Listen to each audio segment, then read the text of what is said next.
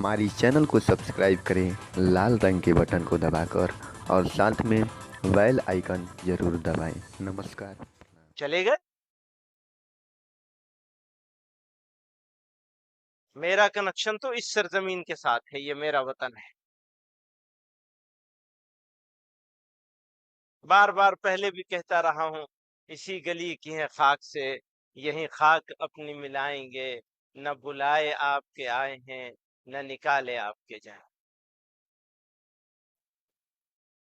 याद रखिए, इतने बड़े मुल्क में, इतनी बड़े तनव्वुअ में, इतनी ज्यादा अलग अलग तरह की चीजों में होने के बावजूद, जिसको तकसीरियत से ताबीर करते हैं उर्दू में,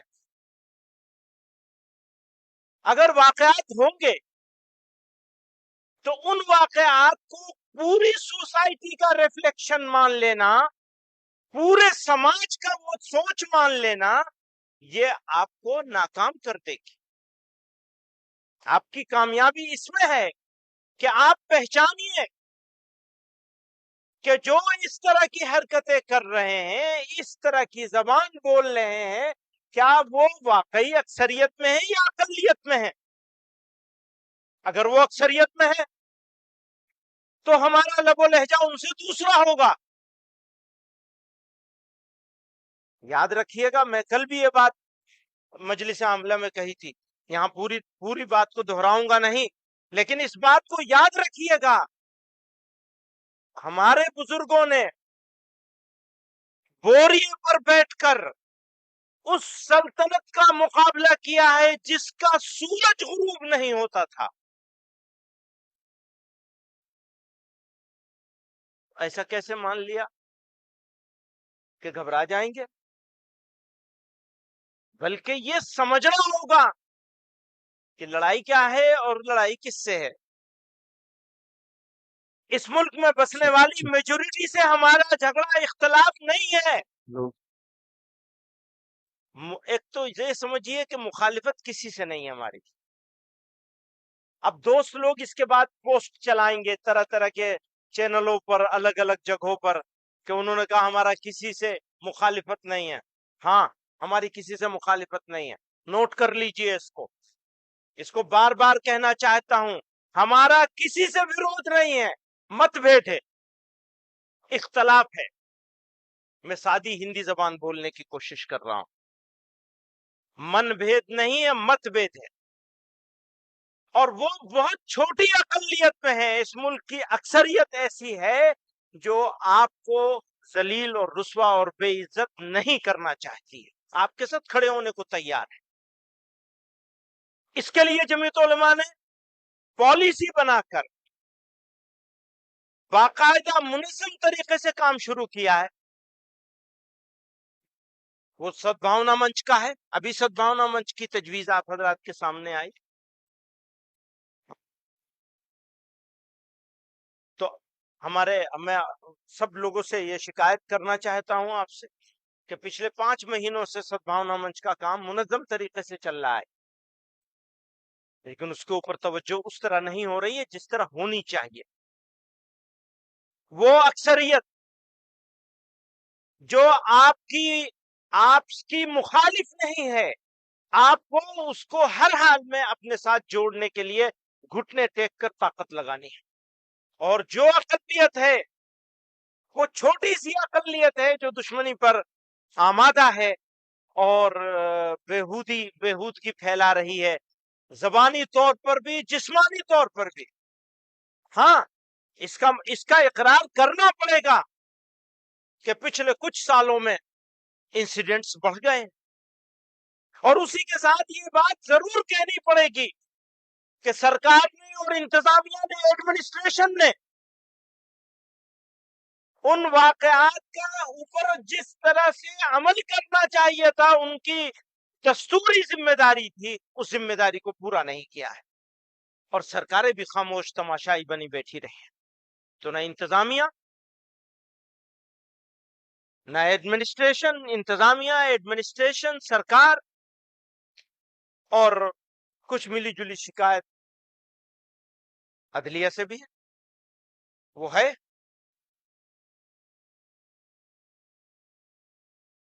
تو جو واقعات ہو رہے ہیں ان واقعات پر شکوہ بھی کریں گے، شکایت بھی کریں گے، یا آواز بھی اٹھائیں گے، لڑائی بھی لڑیں گے، لیکن اسے پورے ملک کی ترجمانی نہیں سمجھا جا سکتا ہے۔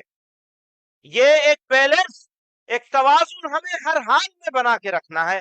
یہ ایک بات میں کہنا چاہتا تھا، کیوں یہ میں ہمارے دوستوں نے جو جس انداز سے کچھ تجاویز کی تائید کی ہے، تو اس سے یہ میسج جاتا ہے، وہ میسج نہیں جانا چاہیے۔ میڈیا کے رویے پہ کل بات ہو گئی، میں تھوڑا سا پڑھتا ہوں ہندوتو کے بارے میں۔ ہندوتو اور کمپوزٹ نیشنلزم، متحدہ قومیت، اقلیتوں، دلتوں اور خاص کر مسلمانوں پر ہونے والے حملے اور موب لنچنگ کے واقعات بلا شبہ نہایت افسوسناک اور ملک کے لیے شرمناک ہے۔ ان کے خلاف، اب یہ بات ہم مسلمانوں کی نہیں کر رہے ہیں، ملک کی بات کر رہے ہیں، اس کے خلاف مختلف سطح پر آواز اٹھائی جا رہی ہے اور اٹھائی جانی چاہیے، لیکن ان سے بھی زیادہ جو چیز ہمیں پریشان کر رہی ہے وہ ہندوتو کی غلط تشریح اور ہماری دیرینہ متحدہ قومیت کے نظریات کے درمیان نظریاتی ٹکراؤ کی جارحانہ کوشش ہے۔ بھارت تنوعات اور تکثیری معاشرے کا حامل خوبصورت ملک ہے۔ اس کی خصوصیات میں سے سب سے بڑی خصوصیت تمام افکار و اعمال اور مراسم کے حامل لوگوں کو اپنی مرضی کی زندگی گزارنے اور نظریے پر چلنے کی آزادی ہے۔ اسے بچانے کے لیے گاندھی جی نے وغیرہ نے انتھک کوششیں کی ہیں۔ اس سلسلے میں جمعیت علماء ہند اور اس کے اکابر کی سعی و جدوجہد بھی بھارت کے ماضی و حال کی سنہری تاریخ کا زرعی عنوان ہے۔ متحدہ قومیت اور ہندو مسلم یکجہتی کا فکر و فلسفہ ان کی عطا کردہ وراثت ہے۔ اس کے مد مقابل ہندوتو کی موجودہ دور میں جو تشریح کی جا رہی ہے اور ہندوتو کے نام پر جس جارحانہ فرقواریت کو فروغ دیا جا رہا ہے، وہ ہرگز اس ملک کی مٹی اور خوشبو سے میل نہیں کھاتی۔ ہم یہاں یہ واضح کر دینا چاہتے ہیں کہ RSS اور BJP سے ہماری کوئی مذہبی عداوت نہیں ہے، بلکہ مذہبی یا نسلی عداوت نہیں ہے، بلکہ ہمیں صرف ان نظریات سے اختلاف ہے جو سماج کے مختلف طبقات کے درمیان برابری، نسلی عدم امتیاز اور دستور ہند کے بنیادی اصولوں کے خلاف ہیں۔ ہماری نظر میں ہندو اور مسلمان سب برابر ہیں۔ ہم انسان کے درمیان کوئی فرق نہیں کرتے اور نہ نسلی برتری کو تسلیم کرتے ہیں۔ جمعیت علماء کی سدا یہ پالیسی رہی ہے کہ بھارت کے تمام شہری برابر ہیں، ان کے درمیان مذہب کی بنیاد پر کوئی تفریق نہیں ہونی چاہیے۔ ہم جب بھی RSS اور اس کے نظریات کی بات کرتے ہیں تو ہمیں اس کے ماضی کے سرسنگ چالک گرو گولوالکر کی کتاب بنچ آف تھاٹ کے حوالے ہوتے ہیں۔ حالانکہ RSS کے موجودہ قائد کے حالیہ ایسے بیانات جو ایک قومی نظریے، متحدہ قومیت اور بھائی چارے سے کچھ میل کھاتے ہیں، ان کو بھی پیش نظر رکھنا چاہیے۔ اسلامی تعلیمات کے مطابق دوستی کے لیے بڑھایا جانے والا ہاتھ آگے بڑھ کر مضبوطی سے پکڑا جانا چاہیے۔ ہم RSS اور اس کے سرسنگ چالک اور ان کے ماننے والوں کو گرم جوشی کے ساتھ دعوت دیتے ہیں کہ آئیے آپسی بھید بھاؤ اور بغض و عناد، دشمنی کو بھول کر ایک دوسرے کو گلے لگائیں اور اپنے پیارے وطن کو، دیش کو دنیا کا سب سے ترقی یافتہ، پرامن اور مثالی اور سپر پاور ملک بنائیں۔ باہمی نفرت کے تاریک ماحول میں جو لوگ بھی باہمی رشتوں کو استوار کرنے کے لیے ڈائیلاگ اور ایک دوسرے کے افکار و نظریات کو سمجھنے کے لیے کوشاں ہیں، ہم ان کا استقبال کرتے ہیں اور ایسی تمام کوششوں کی حمایت کرتے ہیں۔ باہمی گفت و شنید ہی تمام مسائل کا حل ہے، یا کم از کم مسائل کو بڑھنے سے روکنے کا ذریعہ ہے۔ اس لیے اس کا راستہ کبھی بند نہیں ہونا چاہیے۔ اپنے بھائیوں اور پڑوسیوں سے قطع تعلق کی اسلام میں ہرگز اجازت نہیں ہے۔ جمعیت کے اکابر نے برادران وطن کے ساتھ دوش بدوش چلنے اور ہر چیلنج کا مقابلہ کرنے کی روش اختیار کی، اور جمعیت آج بھی اسی روش پر مضبوطی سے قائم ہے۔ موجودہ حالات میں جمعیت علماء ہند RSS اور اس کے رہنماؤں کو متوجہ کرتی ہے کہ وہ اپنے موجودہ بیانات کی روشنی میں عملی اقدامات کریں اور موجودہ حالات میں اپنی ہمنوا جماعتوں کو قائل کریں کہ نفرت اور فرقہ پرستی کی چادر اتار پھینکیں۔ ہمیشہ دھیان کیجیے گا हमें सनातन धर्म के फरोग से कोई शिकायत नहीं। आपको भी ध्यान कीजिएगा, आपको भी इस्लाम के फरोग से कोई शिकायत नहीं होनी चाहिए। जैसा कि जमीयत उलमा हिंद मौलाना महमूद असद मदनी साहब जिंदाबाद। ये कौन है भाई? अच्छा, वक्त वैसे ही कम है। कौन है माइक वाला? किसके हाथ में है माइक? है तुम्हारे हाथ में है? किसके हाथ में है? वापस ले लो उनसे। कौन साहब है भाई? जरा हजरत की जियारत तो हो जाए। वो कौन साहब है हजरत? ले लो उनसे। एक बहुत अहम बात है, स्वामी विवेकानंद स्वामी विवेकानंद जी ने कहा है, मेरा तजुर्बा है, ध्यान कीजिएगा, उनका यह लेटर है 10 जून 1898 का। उन्होंने लिखा है, मेरा तजुर्बा है कि अगर कभी कोई मजहब इंसानी मसावात की मंजिल की काबिल लिहाज हद तक पहुंचा है तो वो इस्लाम और सिर्फ इस्लाम है। मेरा कतई ख्याल है कि अमली इस्लाम की मदद के बगैर वेदांत के नजरियात ख्वाह कितने ही अच्छे और शानदार हों, आम इंसान के लिए बिल्कुल बेसूद हैं। हमारे मादरे वतन के लिए दो अजीम निजामों का मेल, हिंदू मत और इस्लाम, वेदांत दिमाग और इस्लाम जिस्म, वाहिद उम्मीद है।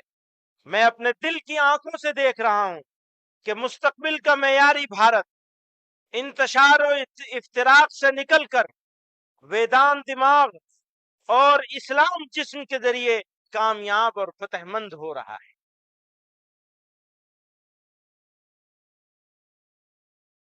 पेशवायान मजाहिब का एहतराम, नफरत अंगेज और गुस्ताखाना बयानात, मजामीन और नारे जो पेशवायान मजाहिब की शान में लिखे या लगाए जाते हैं, वो के शान में गुस्ताखी के लिए लिखे या लगाए जाते हैं, वो मुसलमानों और मुल्क के दीगर बाशऊर अफराद और गुरोहों के लिए सुहाने रूह हैं। मुसलमान जो तमाम बरगुज़ीदा इंसानों के एहतराम को जुज़े ईमान समझते हैं, जब वो उस ज़ात अक़दस के बारे में जिसने तमाम पाकबाजों की हिफाजत और नामूस का दर्स दिया, ध्यान कीजिएगा, वो उस ज़ात अक़दस के बारे में जिसने तमाम पाकबाजों की हिफाजत और नामूस का दर्स दिया और कभी किसी खित्ते मुल्क या इंसानी गिरोह में जो भी खुदा का बरगुज़ीदा बंदा हो उसके एहतराम को ईमान का जुज़े लाजिम बताया। मुसलमान जब इस मोअल्लिम में शराफत और इंसानियत मोहम्मद रसूलुल्लाह सल्लल्लाहु अलैहि वसल्लम के बारे में गुस्ताखाना हरकतें देखते हैं तो कुदरती तौर पर वो रूह फरसा इस्तराब और बेचैनी में मुब्तला हो जाते हैं। यकीनन दीगर मज़ाहिब के मुत्तबईन भी अपने मुक़द्दस पेशवाओं की तौहीन आमेज़ी के बारे में ऐसा ही महसूस करते हैं और उनकी तौहीन भी हमारे लिए नाकाबिल बर्दाश्त है। इसलिए ऐसे कानून की शदीद ज़रूरत है जिससे इस किस्म की फितना अंगेजियों का सद्दबाब हो और पेशवायान मज़ाहिब की हुर्मत व इज्जत व हुर्मत महफूज रहे। इसी के साथ इस अमर की तरफ भी तवज्जो जरूरी है कि सारे आलम के लिए रहमत बनाकर भेजे जाने वाले हमारे रसूल सल्लल्लाहु अलैहि वसल्लम की सीरत व किरदार और इंसानियत के लिए आपकी खिदमत व कुर्बानियों से आम लोगों को उनकी जबान में वाकिफ कराया जाए। जब तक आप नशर इशात, तबलीग और इफ़हाम व तफहीम के जरिए दिमागों को मुतासिर न करेंगे, महज वज़े कानून से पूरा नतीजा हासिल नहीं होगा। अहले इल्म व अस्हाब कलम अपनी सलाहियतें ऐसे मुफीद और मुख्तसर किताबचों की तसनीफ व तालीफ में सर्फ करें और ऐसे मुख्तसर पैगामात बनाएं जिन्हें ऑडियो या वीडियोस की शक्ल में सोशल मीडिया के जरिए नौजवानों तक पहुंचाया जाए ताकि पैदा करदा गलत फहमियों का इजाला किया जा सके। इस्लामोफोबिया, इसके ऊपर तजवीज़ भी आ चुकी है तो मैं इसे छोड़ रहा हूँ। सद्भावना मंच के ऊपर कल तजवीज़ आ जाएगी और कुछ मैं बात कह भी चुका हूँ। यूनिफॉर्म सिविल कोड की तजवीज़ आ चुकी है, इसको भी छोड़ देता हूँ। तालीमी पॉलिसी और तालीम का भगवाकरण, ये एक बात कहना चाहता हूँ कि तालीम के बारे में जब आप बात करते हैं तो मुल्क में बसने वाले सब लोगों के बच्चों की बात करते हैं, तो उसके ऊपर किसी एक किताब को लादना, किसी एक किताब को लाजिम करना, किसी एक मजहब के चीज़ों को लाजिम करना, ये भी इस मुल्क की रूह के मनाफी है और कम अज कम مسلمانوں کو تو یہ ہرگز قابل قبول نہیں ہے۔ دینی اور عصری تعلیم وقت کی سب سے اہم ضرورت۔ اسلامی تعلیمات سے متعلق غلط فہمیوں کا ازالہ، اس پہ بھی بات ہو چکی ہے۔ پسماندہ مسلمان، اس پر بات ہوئی ہے لیکن بہت جلدی بازی میں ہوئی ہے، تو میں صرف اس کو بجائے پڑھ کے سنانے کے یا پڑھ کے سنا دیتا ہوں۔ بھارت کے مسلم سماج میں جو بگاڑ پیدا ہوئے ان میں اہم ترین ذات پات کا نظام ہے، کیونکہ اسلام کے واضح تعلیمات مساوات اور نسلی عدم تفریق پر مبنی ہیں، لیکن جن لوگوں نے مذہب اسلام کو اختیار کیا وہ اپنے آپ کو ذات پات کے پرانے نظام اور رسم و رواج سے پوری طرح آزاد نہ کر سکے، جس کی بنا پر بھارتی مسلم معاشرہ تضاد کا شکار رہا۔ ایک طرف قرآن کی واضح تعلیم، یا ایھا الناس انا خلقناکم من ذکر و انثی وجعلناکم شعوبا وقبائل لتعارفوا ان اکرمکم عند اللہ اتقاکم ان اللہ علیم خبیر۔ اسی طرح نبی علیہ الصلاۃ والسلام کا وہ فرمان جو حجت الوداع کے موقع پر تھا، خطاب تھا، یا ایھا الناس ان ربکم واحد و ان اباکم واحد، تو یہ سب کے باوجود صحابہ کا معاشرتی نظام اور صدیوں سے علماء اسلام اور صوفیہ و مبلغین کی ذات پات کے نظام کو ختم کرنے کی کوشش ہے، اور دوسری طرف بھارت کے اکثریتی سماج میں پائی جانے والی نسلی تفریق اور اشراف و ارذال کا تصور ہے جس سے مسلم معاشرہ بھی آزاد نہ ہو سکا۔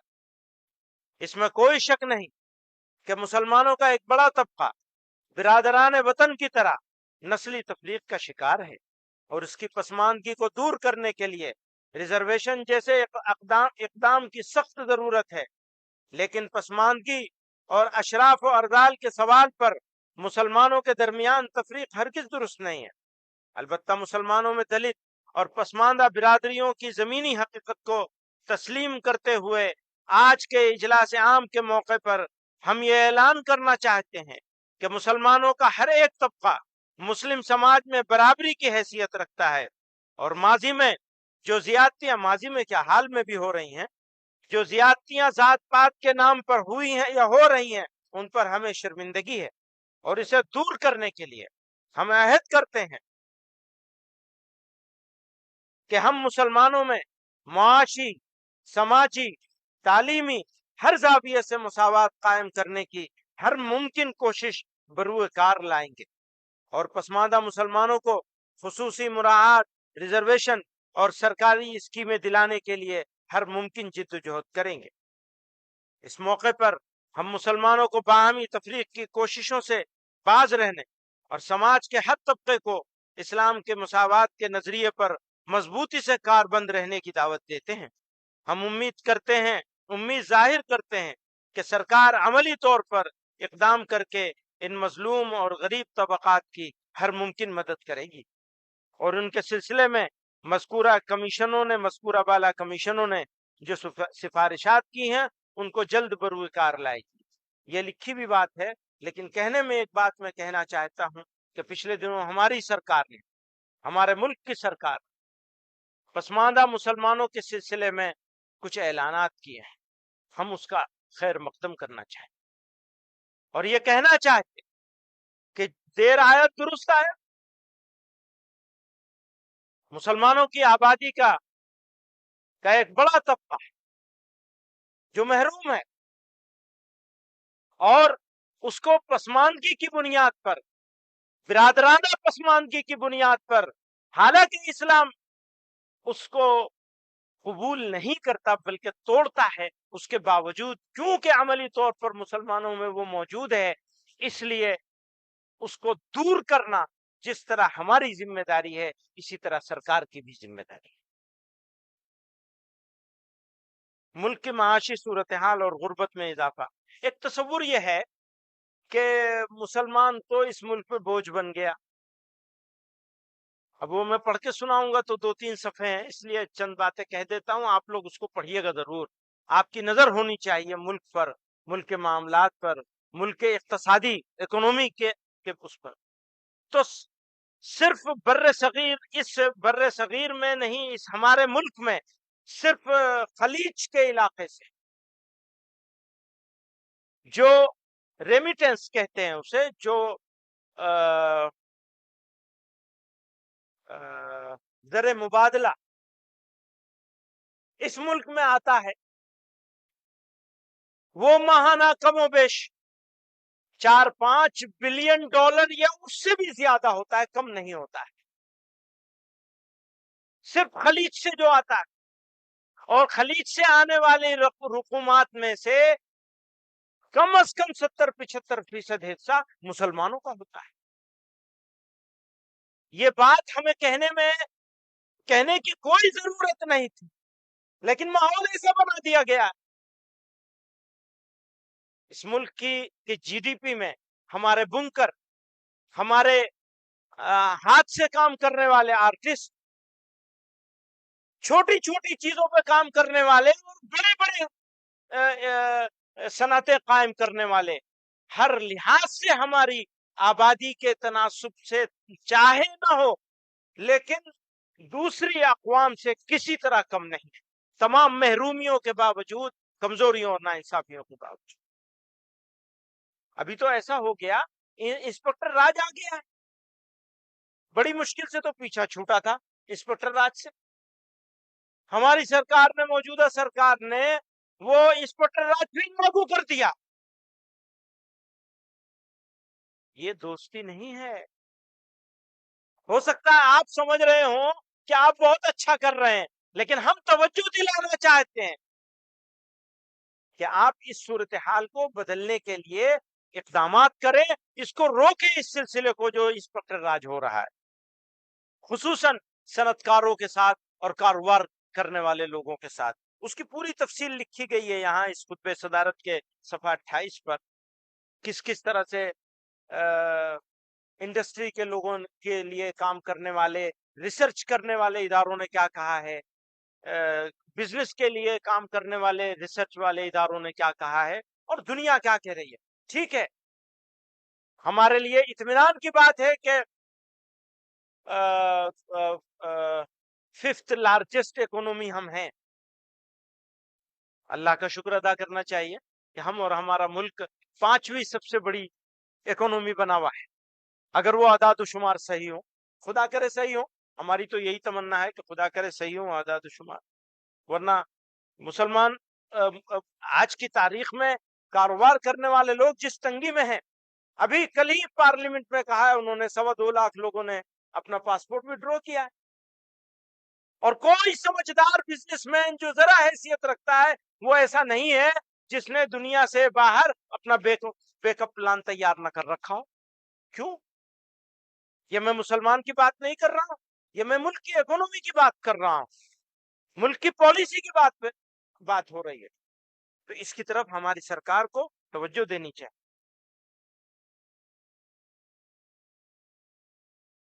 فورن پالیسی کے بارے میں بھی کچھ کہنا چاہتا تھا، اور ہمارا ملک بہت سارے اچھے کام کر رہا ہے، لیکن ہر بات کو مخالفت ثابت کر کے نظر انداز کرنا اور اس بات کو توڑنے کی کوشش کرنا، یہ پالیسی ملک کے لیے سود مند نہیں ہے۔ ہم فورن پالیسی کے حساب سے یہ بھی میں کہنا چاہتا ہوں، آج یہ چند روز پہلے بھیانک حادثہ ہوا ہے، اللہ تعالی اس حادثے کا شکار ہونے والے لوگوں کو اپنی طرف سے بے شمار نعمتوں سے نوازے، بہترین بدلہ عطا فرمائے، اس مشکل میں ان کے لیے آسانیاں پیدا فرمائے جو ترکی اور شام میں ہوا ہے۔ اس حادثے کا ذکر کرتے ہوئے میں اپنی حکومت کا شکریہ ادا کرنا چاہوں گا کہ اس نے صرف دکھانے کے لیے نہیں، صرف ایک فرض کا ادا کرنے کے لحاظ سے نہیں کہ بھئی کچھ کر دیا، نہیں، بلکہ یہ محسوس ہو رہا ہے کہ پوری طاقت لگا رکھی ہے۔ کل رات تک 7 جہاز جا چکے تھے، 6-7 جہاز جا چکے تھے این ڈی آر ایف کے لوگوں کو لے کر،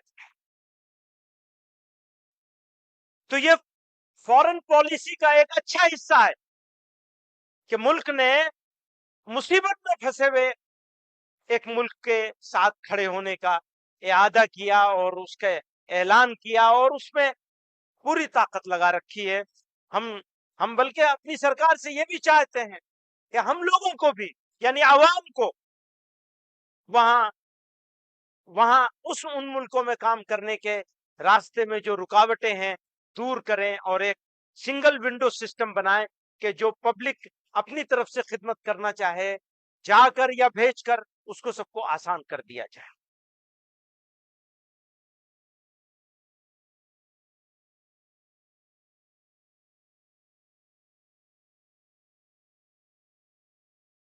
اگر یہی طریقہ چلتا رہے گا اور دیگر پڑوسی ملکوں کے ساتھ بھی اچھا معاملہ ہوگا. بنگلہ دیش کے ساتھ ہمارا شاندار ہے اور افغانستان سے بھی ایک حد تک ہے. تو یہ یقیناً قابل تعریف. لیکن اسی کے ساتھ ان تعریفوں کے ساتھ میں یہ عرض کرنا چاہتا ہوں کہ اسرائیل کے بارے میں فلسطین کے بارے میں یہ صحیح ہے کہ جو پرانی پالیسی تھی ملک اس پر باقی ہے، لیکن اسرائیل کے بارے میں ملک نے اپنی پالیسی پورا یو ٹرن لے لیا ہے. ہو سکتا ہے کچھ عارضی فائدہ بھی ہو اس کا، لیکن ہم یہ سمجھتے ہیں پورے یقین کے ساتھ کہتے ہیں ملک کے لانگ ٹرم بینیفٹ میں فائدے میں یہ فیصلہ نہیں ہے. اگر کرنا بھی ہے تو بس ایک حد تک ہونا چاہیے، ایک حد سے زیادہ نہیں ہونا چاہیے. ماحولیات کے بارے میں کل آپ کے سامنے وہ انہوں نے پیش کیا ہوئے سلطان صاحب نے پریزنٹیشن میں بھی ماحولیات کے بارے میں کچھ اس میں لکھا گیا ہے، آپ اس کو پڑھ سکتے ہیں.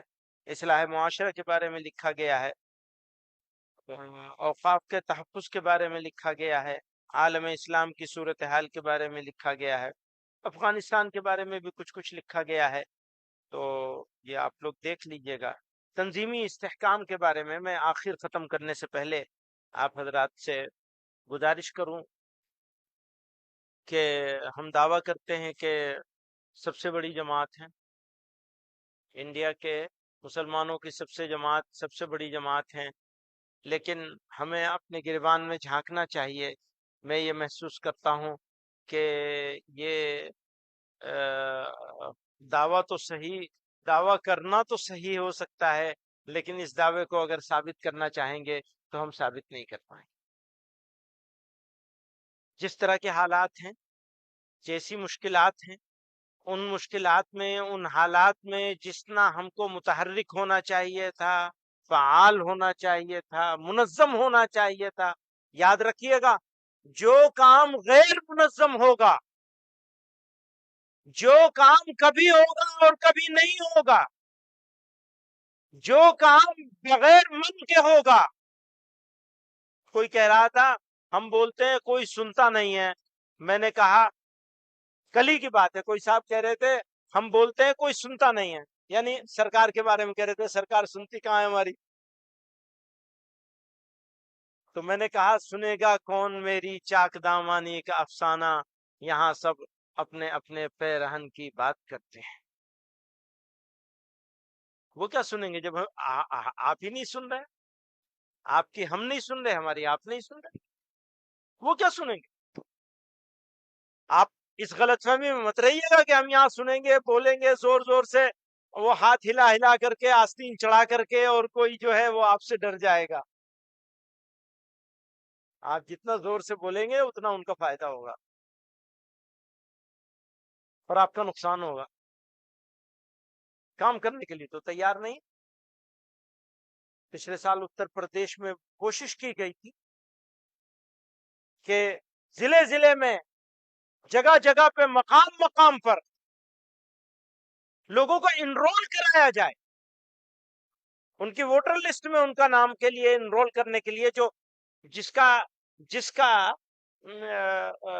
کی ڈرائیو چلاتے ہیں الیکشن کمیشن آف انڈیا، اس ڈرائیو کے تحت ہم نے کوشش کی تھی. اور جو صاحب کوشش کرنے کے لیے بھاگ دوڑ کر رہے تھے بنگلور سے آئے تھے. آخر میں انہوں نے کہا بھائی آپ کے پاس جو لوگ ہیں وہ نعرہ تو لگا سکتے ہیں، کام نہیں کر سکتے. یہ نہایت افسوسناک، شرمناک. یہاں بہت سارے جملے استعمال ہوئے اس خطبہ صدارت میں شرمناک. کس کے لیے؟ ان کے لیے جن سے ہمارا ڈائریکٹ کوئی معاملہ نہیں ہے، لیکن اصل شرمناک ہماری خود کی صورتحال، ہماری ضلعی اکائیاں، ہماری صوبائی اکائیاں، صوبائی اکائیوں کے تحت ہونے والے کام اور ضلعی اکائیوں کے تحت قائم کی جانے والی نیچے کی اکائیاں مقامی. یاد رکھیے گا، اگر آپ کی مقامی اکائی مضبوط نہیں ہے تو آپ کی جماعت مضبوط نہیں ہے. مقامی اکائی کی حیثیت ایسی ہوتی ہے جیسے درخت میں جڑ کی حیثیت. جڑ مضبوط تو درخت مضبوط. بلڈنگ میں اگر بنیاد مضبوط ہے تو بلڈنگ قائم رہے گی. بنیاد کمزور ہے، بلڈنگ گئی آپ کی. آپ کچھ بھی بولتے رہیں، نعرے لگاتے رہیے بس، اور اس میں مطمئن ہو جاتے ہیں ہم نے اپنا کام کر لیا. اتنی دور سے سفر کر کے ہم مرشد آباد سے آئے، ڈھبری سے آئے، اور اس کے بعد لکھنؤ سے آئے اور بنارس سے آئے، پوری رات کا سفر کیا، اتنے سارے روپے خرچ کیے، اس کو اجلاس کو چلانے کے لیے بھی اتنے سارے روپے دیے. آپ ہی لوگوں نے تو دیے ہیں روپے، لگایا ہے نا سرمایہ، جان مال دونوں چیز آپ نے لگائی ہے. تو بس لگا لیا، کام پورا ہو گیا، اب تھکن اتاریں گے جا کے آرام سے اور وہ اگلے اجلاس تک اترے گی. ایسے ہی ہے نا؟ یا کچھ کام کریں گے. یہ جو تجویزیں آئی ہیں آپ کے سامنے، یہ روزانہ کے کام کرنے کی تجویزیں ہیں. بچیوں کی تعلیم کے بارے میں بات کری جا رہی ہے. کیا میں حضرت جنگ بلقان کے موقع پہ حضرت شیخ الہند رحمت اللہ علیہ کا قصہ آپ حضرات کے گوش گزار کرنا چاہتا ہوں. ایک دن صبح صبح حضرت نے فرمایا بھائی اب تک تو سنا تھا بستر پہ کانٹے ہوتے ہیں، اب پتہ چلا کہ بستر پہ کانٹا نکلنا کسے کہتے ہیں. حضرت نے فرمایا اب تک ہم یہ سنتے تھے کہ بستر پر کانٹے اگائے، اب پتہ چلے. کیا ٹائم ہو رہا ہے؟ زیادہ ہو گیا نا، وہ بہت زیادہ وقت ہو گیا ہے.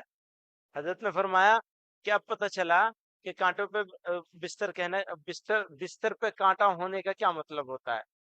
کیا ہم لوگوں کے دل میں کبھی احساس ہوا کہ بستر پہ کانٹا ہوتا کیسا ہے؟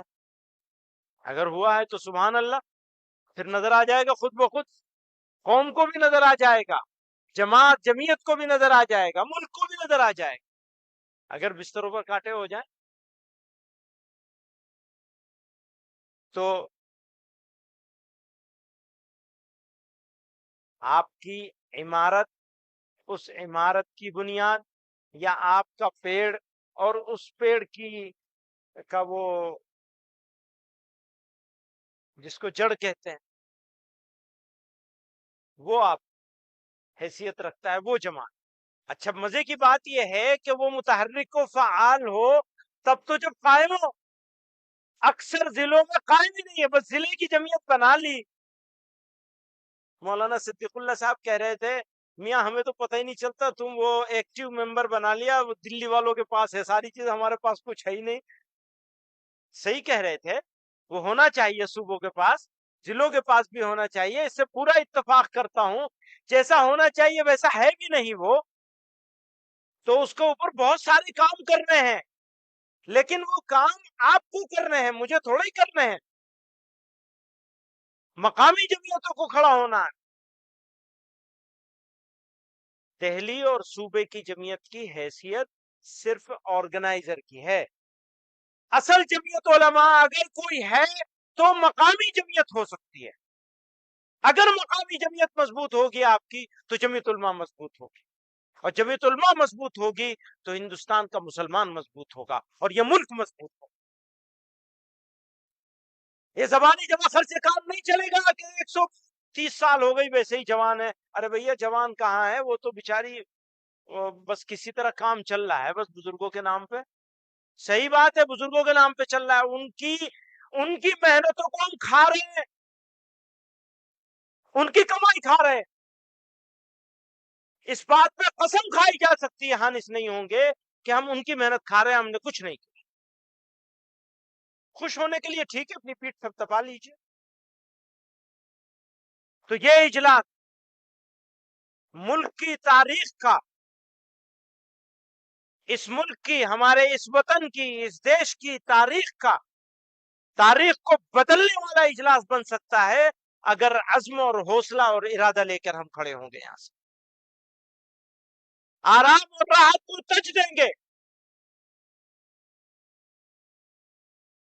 ہماری راتیں، ہمارے دن اس فکر میں رہیں گے کہ کیسے ہمیں سر پہ ہاتھ رکھ دینا ہے کمزور اور مظلوم کے، کیسے ہمیں اس جماعت کو مضبوط کر لینا ہے، کیسے ہمیں پروگرامز کو امپلیمنٹ کر دینا ہے۔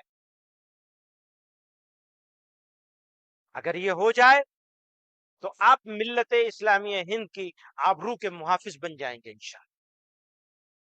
اور یہ نہ ہو تو پھر کمائی، رکھی ہوئی کمائی جو ہے نا، میں نے کہیں پڑھا تھا، اگر حکومت کرنی ہے تو سیاست کرو۔ تو مولانا صدیق اللہ چودھری صاحب سیاست کر رہے ہیں، وزیر با تدبیر ہیں۔ مولانا بدر الدین اجمل صاحب سیاست کر رہے ہیں، ماشاءاللہ پارلیمنٹ کے ممبر ہیں۔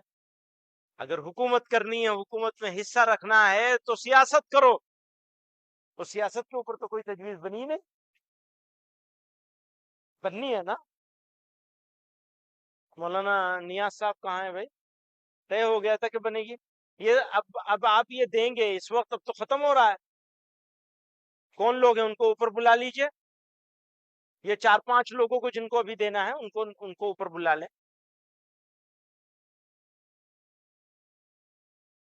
تو کسی نے کہا تھا، میں نے کہیں پڑھا، اگر حکومت کرنی ہے تو سیاست کرو، اور اگر تمہیں مال جمع کرنا ہے تو کاروبار کرو۔ اب اگر کسی کے پاس کتنا بھی مال ہو، وہ بزنس نہیں کرے گا، کاروبار تجارت نہیں کرے گا اور رکھ کے کھاتا رہے گا تو وہ مال ختم ہو جائے گا۔ تو بزرگوں کی، وہ تو نکاح نہیں پڑھائیں گے تو کیسے کام چلے گا، وہ حاجی جی کا چندہ بند ہو جائے گا۔ ایسے نکاحوں کو جس میں غیر شرعی طریقے اختیار کیے جاتے ہیں، کمیٹی بنا دی گئی ہے نا مولانا، کمیٹی بنائی گئی ہے اس کے لیے، ایک کمیٹی بنائی گئی ہے۔ انشاءاللہ میں ابھی پھر اس بات کو آگے نہ بڑھاؤں، ایک کمیٹی بنائی گئی ہے، جلد ہی اس کمیٹی کی رپورٹ آئے گی کہ لوگوں کو متوجہ کیا جائے گا کہ کس طریقے سے شادی کرنی چاہیے، لڑکی کی اور لڑکوں کی۔ کون کون لوگ ہیں؟ آواز تو دو بھائی، کون کون لوگ ہیں؟ ہاں، یہ سارے لوگ ہیں، 13 لوگ ہیں۔ حضرت مولانا ابراہیم تارا پوری صاحب، جناب زبیر گوپلانی صاحب، حافظ محمد اسماعیل یعقوب برما، مولانا خالد صدیقی، مولانا ابو بکر دیوان صاحب، مولانا سلیمان لہر، حافظ محمد خلیل، مولانا حنیف قاسمی نیپال، مولانا فاروق ندوی صاحب، مولانا کلام الدین قاسمی صاحب، مولانا شفیق الرحمان صاحب، مولانا خورشید انور صاحب، مولانا درخشید انور صاحب، مفتی اشرف سعید صاحب، مولانا مفتی علی قاسمی صاحب، جمعیت یوتھ کلب، مولانا احمد عبداللہ صاحب، جناب ماسٹر سلیم تیاگی صاحب، اسٹیج پہ آ جائیں جلدی سے، اور مفتی سلمان صاحب کی ادھر آ جائیں، بانٹنے والوں میں مولانا بدر الدین صاحب، مفتی سلمان صاحب، ان حضرات کے ہاتھ سے، اور مولانا رحمت اللہ صاحب، مولانا سلمان بجنوری صاحب، یہ حضرات بھی اوپر آ جائیں۔ ملت فنڈ کے اوپر کہہ رہے ہیں روشنی ڈالنے کو، ابھی روشنی بچی نہیں، میری آواز ختم ہو گئی ہے بھائی، یہ تو پتہ نہیں اس میں اس کی کمی ہے یا میری کمی ہے، اصل میں ہی بیکار آدمی ہوں۔ تو آپ حضرات یہ ارادہ کریں گے کہ جمعیت علماء کے جو پروگرام ہے، جیسے مولانا حکیم الدین صاحب ملت فنڈ کے بارے میں کہہ رہے ہیں، اب ملت فنڈ کا نام ویسے لوں گا تو سمجھ میں نہیں آئے گا، اس کی کافی تفصیل ہے۔ کئی پروگرام ہم لوگ منظم طریقے سے، مفصل طریقے سے کرنا چاہ رہے ہیں، اس کے لیے ٹریننگ کا نظام بھی بنایا گیا ہے، سسٹم بنایا جا رہا ہے۔ تو انشاءاللہ پھر اللہ چاہے گا تو اس کے بارے میں الگ سے بات کریں گے، ضلع کے اور صوبوں کے ذمہ داروں کو لے کر کے۔ وآخر دعوانا ان الحمد للہ رب العالمین۔ یہ تشریف کون سی کتاب کا ہے؟ اوپر منگا لیجیے اس سے بھی، بس کچھ کتاب ہے اس کا اجرا ہے، اور یہ مولانا آ جائیں گے